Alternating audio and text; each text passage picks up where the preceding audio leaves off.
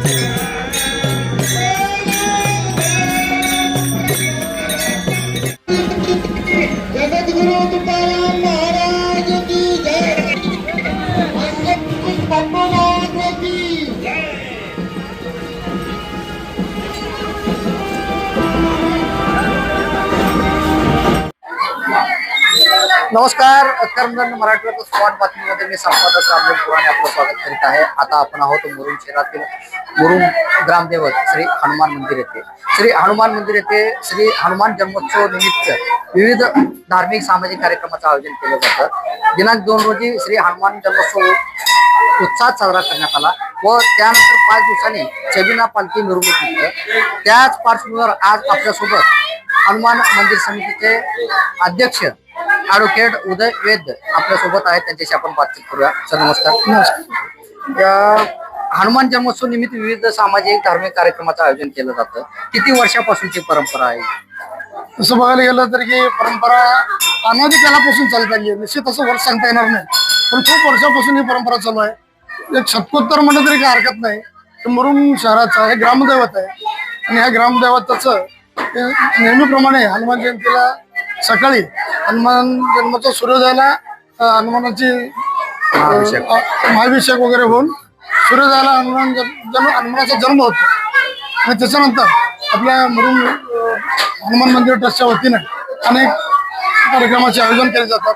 त्या दिवशीचं वैशिष्ट्य म्हणजे हनुमान जन्म झाल्यानंतर संध्याकाळी 5 वाजता शिवमारुतीवरती हनुमानाचा झेंडा जातो वाजत गाजत त्या ठिकाणी.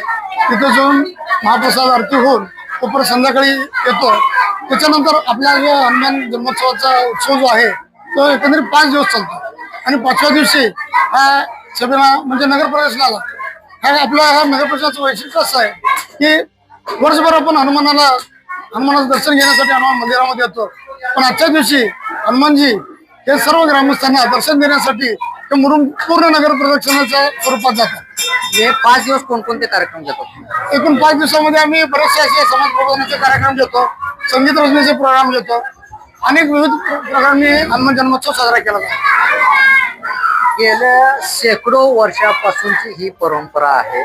मुरुम शहरातील मुरुमचे ग्रामदैवत श्री हनुमान मंदिरात हनुमान जन्मोत्सव निमित्त 2 तारखेला म्हणजे 2 एप्रिलला श्री हनुमान जन्मोत्सव अगदी थाटात आणि भक्तिमय वातावरणात संपन्न झाला व भक्तगणही आता येथील भक्तगण श्रीराम कुलकर्णी यांनी हे जो सजावट केलेला आहे, झुंबर वगैरे जो सजावट केलेला आहे, फुलांचा वगैरे जो सजावट केलेला आहे, तर हा सजावट म्हणजे 2 तारखेपासून भक्तगणी अगदी भक्तिमय वातावरणात श्री हनुमानाची सेवा 5 दिवस सेवा करतात व त्याचबरोबर हे जे 5 दिवस जे कार्यक्रम चालतात, 5 दिवस दररोज भजनी वगैरे भजनीचं आयोजन केलं जातं, संगीत संध्याचं आयोजन केलं जातं, संगीत संध्या म्हणजे भक्तिगीताचं आयोजन केलं जातं.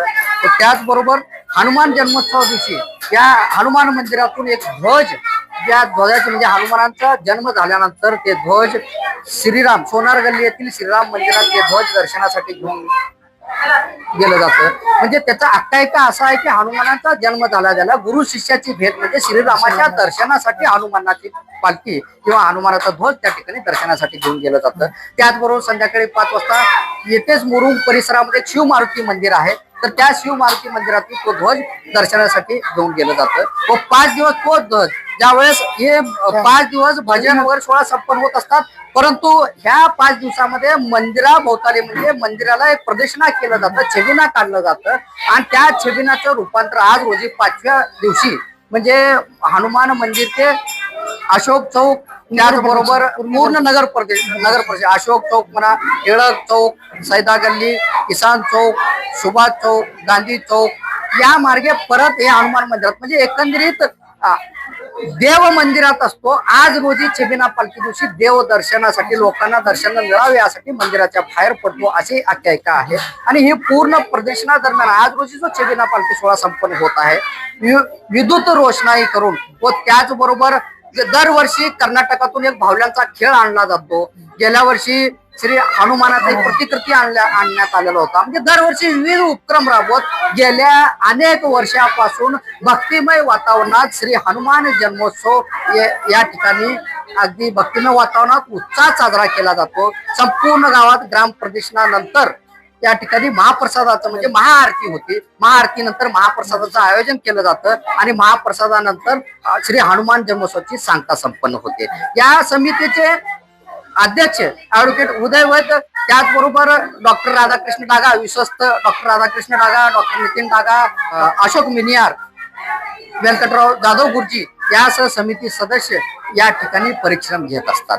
कर्मदंड मराठी वर्ग channel like, share, subscribe, comment करायला विसरू नका. धन्यवाद. आपल्या कर्मदंड या वार्ता संस्थेला आम्ही शुभेच्छा देतो, त्यांचे आभार मानतो.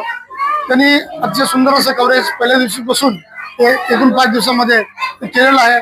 अशाच पद्धतीने तुमचं सहकार्य यापुढेही लाभो या ठिकाणी अशी अपेक्षा व्यक्त करतो. हनुमानाचा आशीर्वाद आपल्या सोबत आहेत त्याबद्दल मी तुमचे परत एकदा आभार मानून मी थांबतो. धन्यवाद.